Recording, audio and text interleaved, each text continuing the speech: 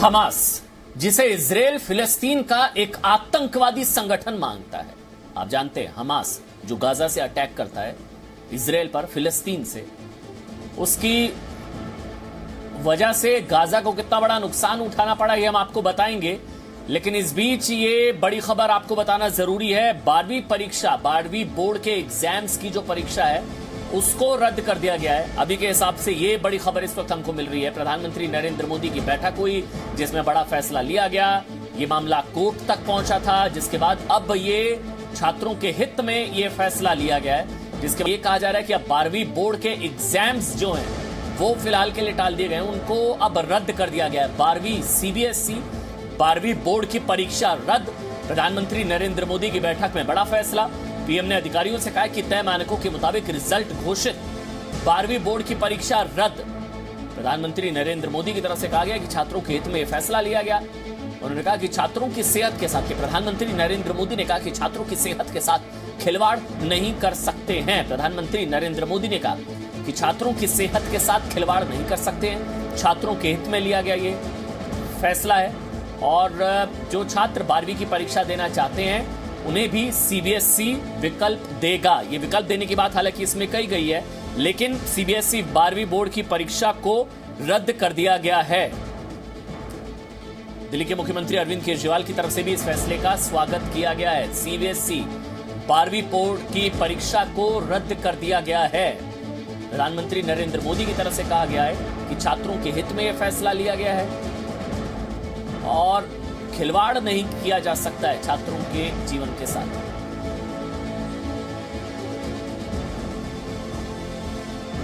आज सरकार ने प्रधानमंत्री जी के नेतृत्व में, विशेष करके प्रधानमंत्री जी आज की माहौल को देखते हुए देश की भविष्य की स्वास्थ्य को सुरक्षित करने के लिए कोई जोखिम ना उठाते हुए 12वीं की परीक्षा को रद्द किया है। इंटरनल असेसमेंट की आधार पे 11वीं और 12वीं दो जो पिछले दिनों में इंटरनल एग्जामिनेशन हुए हैं उसकी असेसमेंट के आधार पे उनकी नतीजा आएगी। हायर एजुकेशन में उनको दाखिला देने के लिए पिछले साल जैसे सुविधा भी रहेगी। जी मीडिया संवाददाता रविंद्र इस वक्त मेरे साथ जुड़ चुके हैं, साथ ही रवि त्रिपाठी भी मेरे साथ इस वक्त जुड़ चुके हैं। रविंद्र, अनुमान लगाया जा रहा था यही फैसला होगा और हुआ भी। प्रधानमंत्री ने भी कहा कि छात्रों का हित सर्वोपरि। बैठक हुई थी, 10वीं की परीक्षा को रद्द किया गया था और कहीं ना कहीं उससे 21 लाख से ज़्यादा CBSE बोर्ड के जो छात्र थे उनको राहत मिली थी। और आज जो 12वीं की परीक्षा को रद्द किया गया है उससे कहीं 14 लाख से ज़्यादा, 14,30,000 से ज़्यादा छात्रों को राहत मिली है।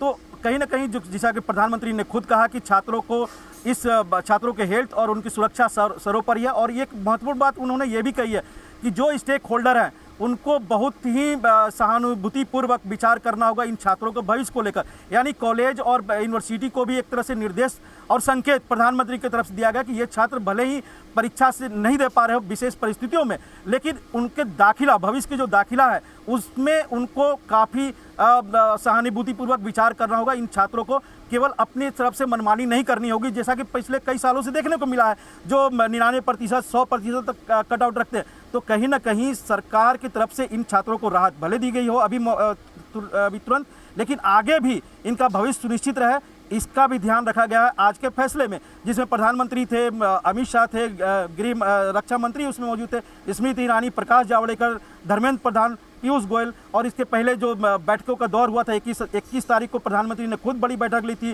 23 तारीख को अमित शाह ने बड़ी बैठक ली थी। उसके बाद रमेश पोखरियाल निशंक ने सभी शिक्षा मंत्रियों से बातचीत की थी। जो शिक्षा सचिव हैं उन्होंने सभी राज्यों के शिक्षा सचिवों से बातचीत की थी। और उसके बाद ही यह फैसला लिया गया कि थर्ड वेव की जो बात चल रही है या फिर जो कोरोना काल अभी चल रहा है, जिसमें गांव देहात, कस्बा, टायर 2 सिटी, टायर 3 सिटी सब प्रभावित है, ऐसे हालात में इन छात्रों को कतई भी एग्जाम की इस तरह से नहीं लिया जा सकता। इसलिए उनको राहत देते हुए बोर्ड की परीक्षा को रद्द किया गया और उनके आगे के भविष्य को भी कहीं ना कहीं सुनिश्चित और हर तरफ से इसका स्वागत हो रहा है। रविंद्र, अब देखिए ना, अरविंद केजरीवाल की तरफ से भी ट्वीट किया गया, वो भी कह रहे हैं कि आई एम ग्लैड कि ये चीज कैंसिल की गई है, बिग रिलीफ। और अक्रॉस पार्टी लाइन मेरे ख्याल से रवि इस चीज का स्वागत किया जा रहा है ये जो प्रधानमंत्री की तरफ से भी कहा गया कि छात्रों का हित सर्वोपरि है, उनको उनके बच्चों के भविष्य को भी बचाना है और बच्चों को भी बचाना है। बिल्कुल, देखिए अरविंद केजरीवाल का ट्वीट जाहिर तौर पर वो पहले से भी बोल रहे थे, मनीष सिसोदिया बोल रहे थे, लेकिन कमोबेश बता दें कि जो सभी मुख्यमंत्रियों से या सभी शिक्षा मंत्रियों से जो बातचीत चल रही थी उसमें भी हर राज्य का, ये तो दिल्ली जहां हम लोग हैं ये तुरंत चला आता है कि अरविंद केजरीवाल क्या बोले हैं या मनीष सिसोदिया, लेकिन यही बात नवीन पटनायक हो या नीतीश कुमार हो या योगी आदित्यनाथ हो या फिर दूसरे राज्यों के मुख्यमंत्री, सभी ने यही कहा था कि छात्रों के भविष्य और सुरक्षा को ध्यान में रखकर ही कोई फैसला लिया जाए, और वही फैसला केंद्र सरकार द्वारा लिया गया है कि सीबीएसई बोर्ड के 12वीं के छात्रों को एग्जाम नहीं देना। रवि त्रिपाठी, अब आप रवि त्रिपाठी वही सवाल आपसे मेरा ये कि अक्रॉस पार्टी लाइन इस चीज का स्वागत किया जा रहा है। हर कोई ये कह रहा था कि बच्चों की सेहत से खिलवाड़ नहीं किया जा सकता, अक्रॉस पार्टी लाइन। बिल्कुल देखिए, चाहे तो कांग्रेस पार्टी की बात करें, चाहे आम आदमी पार्टी की बात करें, चाहे अखिलेश यादव की बात करें, जो विपक्ष के नेता थे वो भी लगातार इस बात की मांग कर रहे थे कि इस एग्जाम को होल्ड किया जाना चाहिए, रद्द किया जाना चाहिए, क्योंकि इससे छात्रों का भविष्य खतरे में पड़ सकता है। खतरे में इसलिए पड़ सकता है क्योंकि बार बार कहा जा रहा है कि थर्ड वेव आने वाला है और थर्ड वेव में सबसे ज्यादा बच्चों को नुकसान हो सकता है। और ऐसी स्थिति में जब आप वैक्सीन नहीं लगा पाए तमाम लोगों को, तमाम छात्रों को, तमाम स्टूडेंट्स को, वैसे वो सवाल भी खड़े किए गए थे दिल्ली सरकार की तरफ से।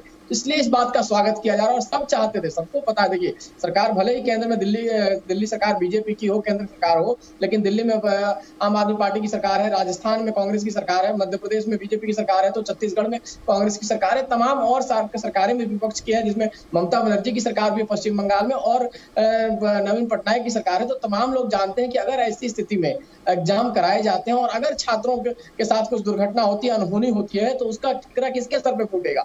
इसके लिए केंद्र सरकार भी उतनी ही जिम्मेदार मानी जाएगी और राज्य सरकार भी माने जाएंगे, क्योंकि सब स्टेक होल्डर से बातचीत करने के बाद ये फैसला लिया जाना था। उस दिन भी बैठक हुई थी, उसमें तमाम राज्यों के मुख्यमंत्री थे। प्रियंका वाड्रा ने भी ट्वीट कर दिया, प्रियंका गांधी वाड्रा ने अभी ट्वीट किया है, अभी 2 मिनट पहले 8:04 पर उन्होंने भी लिख दिया कि congratulations student of class 12 for making your voices heard.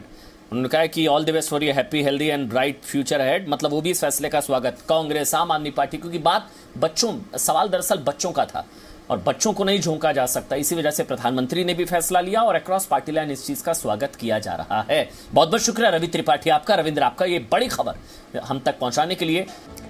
नमस्कार, मैं हूं आपके साथ में मानसा मालिक। देश हित के इस हिस्से में आज हम बच्चों की बात करेंगे।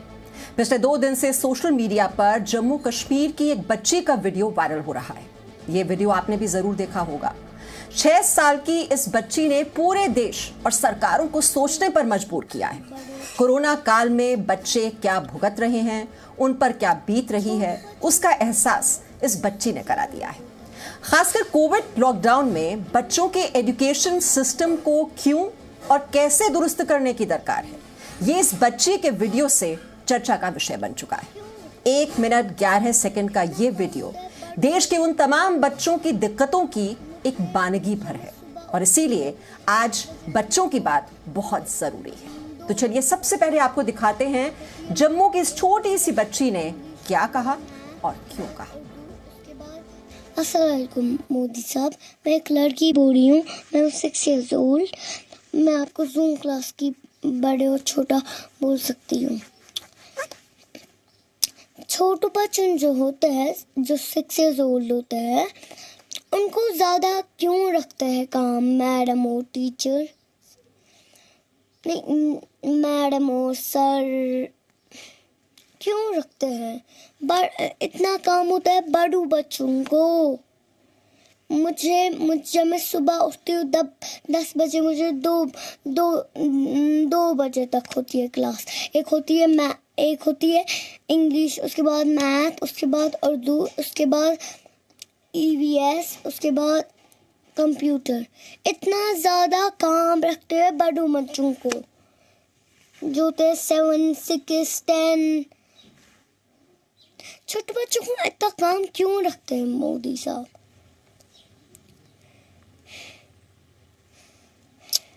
आप क्या कर रहे हैं? अस्सलाम वालेकुम मोदी साहब, गुड बाय। कश्मीर की 6 साल की बच्ची का ये वीडियो सोशल मीडिया पर करीब 4.25 लाख बार से ज्यादा देखा जा चुका है। छोटे बच्चे जो होते हैं, जो 6 years old होते हैं, बच्ची ने जिस खूबसूरती से भारत के तमाम हम उम्रों की फिक्र से देश के प्रधानमंत्री को वाकिफ कराया है, वो काबिले तारीफ है।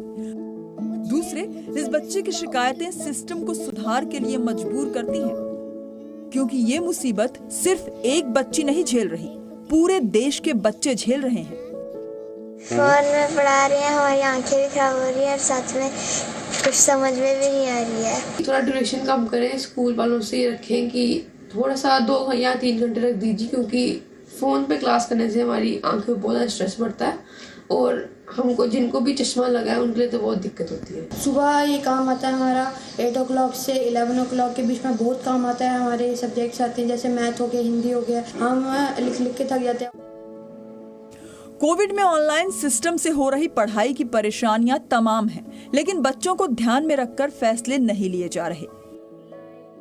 अब स्कूल बंद हो गए तो प्लेग्राउंड में भी नहीं खेल सकते, झूला था उधर भी नहीं खेल सकते और पढ़ाई भी नहीं होती अब ज़्यादा वैसे पढ़ाई। तो मेरे को सबसे ज़्यादा तो स्कूल में ही पसंद है, ऑनलाइन ज़्यादा नहीं है पसंद। पढ़ाई में मन नहीं लगता, घर में बोर होती रहती हूँ और अब मैं अपने दोस्तों के साथ खेलने भी नहीं जा सकती। ये बच्चे पिछले 15 महीनों से स्कूल नहीं गए हैं। लॉकडाउन में बंद और ऑनलाइन पढ़ाई की मुसीबत झेलता बचपन अब अपनी आवाज उठा रहा है। पहले स्कूल में तो हम खेलते भी थे पीटी पीरियड में और दोस्त से मिलते थे, अब तो वो भी नहीं रहा है, अब तो खेलने भी नहीं मिला, घर में हम पूरे कैद है। और मुझे तो मेरा मन भी करता और एक्टिविटी करने का, पर मैं कर नहीं पाता क्योंकि ऑनलाइन क्लासेस की वजह से। पहले तो स्कूल में बहुत कम लिखाया जाता था, अभी तो बहुत सारा आता है। आधा घंटा तो क्लास होती है और 2 घंटे का लिखने वाला होता है। इतना काम क्यों है? इतना काम तो बड़े बच्चों को ना होता है, छोटे बच्चों को नहीं ना। हम सुबह उठते हैं, मेरा 10 बजे से 3 बजे तक क्लास होता है। ब्यूरो रिपोर्ट, जी मीडिया। तो छोटी सी मासूम बच्ची और इसने इतना गंभीर सवाल यहाँ पर खड़ा किया था और देखिए इस खबर का असर भी हुआ है। इस बच्ची की ये शिकायत थी कि ये जो ऑनलाइन क्लासेस हैं ये इतनी देर तक क्यों की जाती हैं, और अभी हमें जो जानकारी मिल रही है जम्मू कश्मीर में बहुत ही अहम फैसला लिया गया है।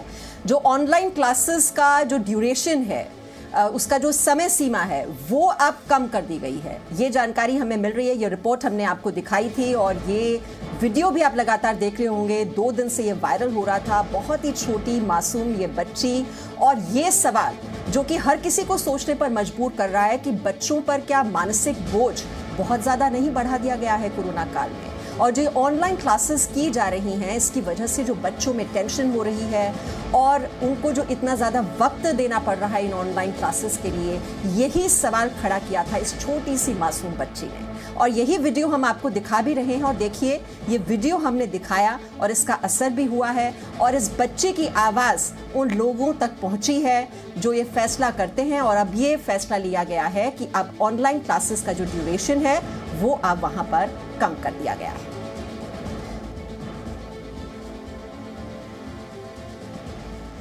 और सवाल जो है वो दरअसल बच्चों की शिकायत का ही नहीं है, सवाल उनकी सेहत का भी है। क्योंकि भले ही आपको लगता होगा कि ये बच्चे पढ़ाई की परेशानी बता रहे हैं, लेकिन खौफनाक सच ये है कि बच्चे बीमार पड़ रहे हैं, मानसिक बीमारियों के शिकार हो रहे हैं। ये मैं नहीं कह रही हूं, देश के सबसे बड़े अस्पताल all India institute of medical sciences यानी एम्स की एक स्टडी सामने आई है। उसमें यह बताया गया है कि देश के 2/3 बच्चों की मानसिकता पर कोविड का बेहद नकारात्मक असर पड़ा है। आप ये रिपोर्ट देखिए। कोविड से पहले स्कूल था, क्लासेस थी, स्कूल बैग थे, लंच बॉक्स था, गेम्स थे, गपशप थी, दोस्त थे, टीचर्स थे।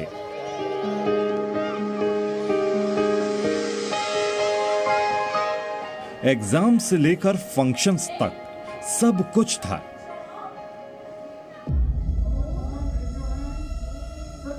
लेकिन अब कोविड में बच्चों का संसार मोबाइल और लैपटॉप की स्क्रीन्स तक सिमट कर रह गया है।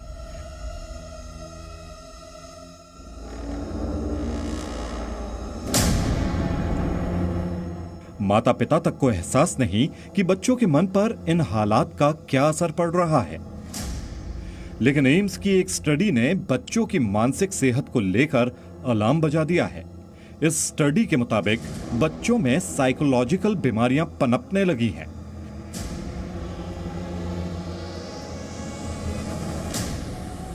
एम्स के डॉक्टर्स ने तकरीबन 15 स्टडीज का एक मेटा एनालिसिस किया है, जिसमें तकरीबन 22,996 बच्चों पर शोध किया गया। पता चला कि 79% बच्चे कोरोना से मानसिक तौर पर प्रभावित हुए हैं, जिनमें 42.3% बच्चों में चिड़चिड़ेपन की समस्या बढ़ गई है। 41.7% बच्चों में डिप्रेशन की शिकायत बढ़ी है। 34.5% बच्चों में घबराहट की शिकायत बढ़ गई है और 30.8% बच्चों में आनाकानी की आदत बढ़ गई है। इसके अलावा 22% बच्चे ऐसे थे जो कोरोना वायरस को लेकर बेहद डरे हुए हैं और इसका नतीजा यह है कि बच्चों में कम नींद आने जैसी समस्या भी दिखने लगी है। जो नंबर ऑफ चिल्ड्रन इफेक्ट हुए हैं अभी सेकेंड वेव में फर्स्ट वेव से ज्यादा इसलिए हैं क्योंकि ओवरऑल नंबर्स बड़े हैं। और एक्चुअली क्या हुआ इस बार की फैमिलीज पूरी की पूरी इफेक्ट हुई हैं। हमने देखा था 22.5%, दैट मींस 1/5 बच्चों में सिग्निफिकेंट फियर था कोविड-19 का। तो हमें इनका फियर पे और नहीं बढ़ाना है। दूसरी लहर में जिस तरह से बच्चे अनाथ हुए हैं और आने वाली लहर में बच्चों के लिए जो खतरा बताया जा रहा है, उससे भी बच्चों पर काफी ज्यादा मानसिक प्रभाव पड़ा है। 24 घंटे फोन में लगे रहते हैं, टीवी होता है। अब फोन बच्चों से ले लो तो बच्चे चिड़चिड़ाते हैं, इरिटेट होते हैं। बच्चे भी परेशान हो गए, ऑनलाइन भी कितना करा दें, बच्चों की आंखों में भी प्रेशर पड़ रहा है। बच्चों की बढ़ती दिक्कतों को देखते हुए जानकार मानते हैं कि कोविड पर कंट्रोल होते ही स्कूल खोलना चाहिए। बीमारी से जो है जितना हार्म हो रहा है उससे कई टाइम ज्यादा कर रहे हैं। उनके ओवरऑल विकास पे प्रभाव पड़ता है, उनकी मानसिक स्थिति पे प्रभाव पड़ता है। तो बच्चों का जो है इसको हमें जो है वेट करना चाहिए कि क्या है, वेटेज मतलब देना चाहिए कि स्कूल बंद करने से कितना नुकसान है, कितना फायदा है, स्कूल खोलने से कितना नुकसान है, कितना फायदा है।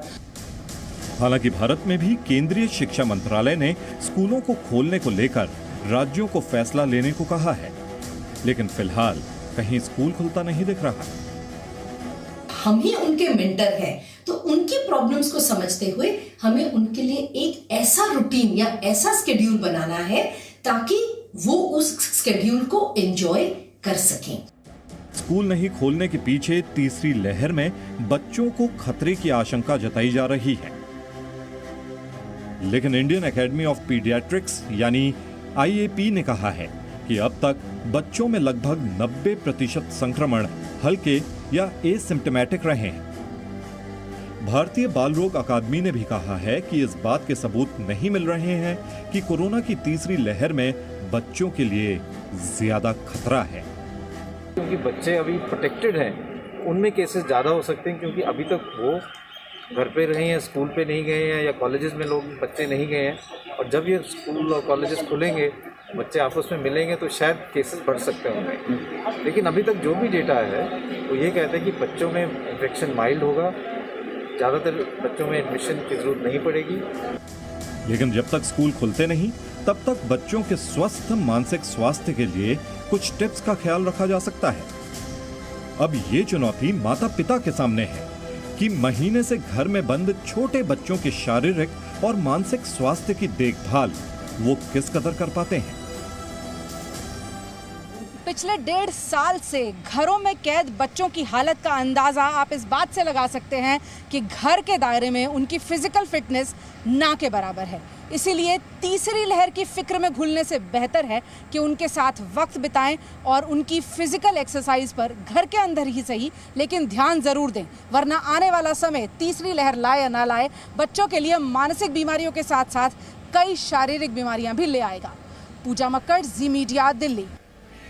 तो देखा आपने इस रिपोर्ट में किस तरह से बच्चे मानसिक बीमारियों के शिकार हो रहे हैं, उनमें एंजाइटी और डिप्रेशन देखा जा रहा है, चिड़चिड़ाहट उनमें दिखाई दे रही है। और हमने जम्मू कश्मीर की वो छोटी सी बच्ची की आवाज़ भी आपको सुनाई थी, उसकी मन की बात की इतना ज़्यादा बोझ उन पर आखिरकार क्यों डाला जा रहा है। और देखिए उस खबर का असर भी हुआ है और अब जम्मू कश्मीर सरकार ने नई गाइडलाइंस जारी की हैं ऑनलाइन क्लासेस के लिए, जिसमें 1ली से 8वीं तक की ऑनलाइन क्लासेस अब 1.5 घंटे की होगी, ये फैसला लिया गया है। और 9वीं से 12वीं की ऑनलाइन क्लास 3 घंटे की होगी। 5वीं तक ऑनलाइन क्लास में कोई होमवर्क नहीं मिलेगा। इस वक्त खालिद हुसैन हमारे साथ हैं। खालिद, इस छोटे से बच्चे की मन की बात और देखिए अब असर भी हो गया, अब ये नई गाइडलाइंस जारी कर दी गई है। देखिए बिल्कुल, कल ही जो उपराज्यपाल है उन्होंने जब ये वीडियो वायरल हुआ तो उसके बाद एक जो एजुकेशन डिपार्टमेंट है उनको डायरेक्टिव जारी किया था कि 48 घंटे के भीतर जो है वो नई गाइडलाइंस के सामने आ जाए। तो आज जो है अमेंडमेंट हुई है और जिस तरह से एक सीरीज ऑफ ट्वीट किया है एलजी ऑफिस ने, उसमें ये साफ बताया गया है कि जो नई गाइडलाइंस होंगी जो ऑनलाइन क्लासेस की, वो अगर 1 से 8 कक्षा तक जो है वो मैक्सिमम 1.5 आवर की होगी और उससे ज्यादा जो दूसरी 9 से 12 कक्षा है उसमें 3 आवर की रहेगी ऑनलाइन क्लास। कहीं न कहीं हमने देखा है कि जब पिछले 2 सालों से जो कोविड महामारी के चलते ऑनलाइन क्लासेस चल रही है और बच्चे जो है 4 दीवारी के भीतर ही सीमित रहे हैं और जो ऑनलाइन क्लासेस होती हैं उनसे काफी बर्डन उनको रहा है, क्योंकि जो एक्स्ट्रा करिकुलर एक्टिविटीज हैं बच्चों के लिए वो बिल्कुल खत्म हो गई है, घर की 4 दीवारी के भीतर ही रहे हैं, जिसके कारण उनको जो है स्ट्रेस लेवल उनका बहुत ज्यादा बढ़ गया है और उस पर अगर एजुकेशन लेवल पर जो उनका जो दबाव उनका एजुकेशन का पड़ेगा तो निसंदेही उनके स्वास्थ्य बिगड़ने का बहुत ज्यादा खतरा रहेगा। और वो साफ जाहिर है जिस तरह से एक इनोसेंट वीडियो एक छोटी सी बच्ची का सामने आया है जो श्रीनगर की ही रहने वाली है और उसके माता पिता का कहना है कि खुद उसने ये वीडियो रिकॉर्ड करके वायरल किया, अपलोड किया था। इससे साफ जाहिर है कि कितना मानसिक दबाव छोटे से बच्चों पर है। लेकिन अब जो गाइडलाइंस आई है उम्मीद की जाती है कि इससे बिल्कुल खालिद, बच्चों के मन की बात भी जनप्रतिनिधियों तक पहुंचानी बहुत ही जरूरी थी और इसका देखिए असर भी हुआ है। और एक और तस्वीर है जो दर्शकों तक जरूर पहुंचनी चाहिए।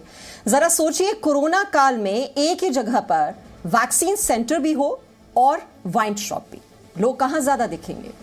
ये सवाल दरअसल हम इसलिए आपसे पूछ रहे हैं क्योंकि पश्चिम बंगाल के कोलकाता में आज हमने वैक्सीन सेंटर और वाइन शॉप के बाहर लगी भीड़ को देखा और जब तुलना की तो ये सवाल मेरे मन में आया और इसीलिए हमने सोचा कि आपसे भी ये आज जरूर पूछ लिया जाए। इसी पर रिपोर्ट देखिए।